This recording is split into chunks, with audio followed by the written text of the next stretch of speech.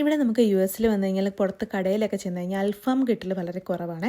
അപ്പോൾ നമ്മൾ വീട്ടിൽ തന്നെ എങ്ങനെയാണ് ഒരു പെട്ടെന്ന് അൽഫാം ഉണ്ടാക്കണമെന്ന് നോക്കിയാലോ. ഇതൊരു ഹണി ചില്ലി അൽഫാമാണ്. ഇതിന് വേണ്ടി ആദ്യമേ തന്നെ മിക്സിയുടെ ജാറിലേക്ക് പച്ചമുളക്, ഇഞ്ചി, വെളുത്തുള്ളി, സവോള, തക്കാളി, മല്ലി, പുതിന, തൈര്, ഇച്ചിരി നാരങ്ങാനീര് ഇത്രയും നല്ല പേസ്റ്റ് പോലെ അങ്ങ് അടിച്ചെടുക്കണം. എന്നിട്ട് ഒരു പാത്രത്തിലേക്ക് മാറ്റിയതിന് ശേഷം അതിലേക്ക് മഞ്ഞൾപ്പൊടി, മുളക് പൊടി, മല്ലിപ്പൊടി, ഗരം മസാല ഇത്രയും ആഡ് ചെയ്ത് കൊടുത്ത് നന്നായിട്ടൊന്ന് മിക്സ് ചെയ്തതിന് ശേഷം അത് ചിക്കനിൽ നന്നായി തേച്ച് പിടിപ്പിച്ച് ഒരു 15 മിനിറ്റ് ഫ്രിഡ്ജിൽ റെസ്റ്റ് ചെയ്യാൻ വേണ്ടി വയ്ക്കണം.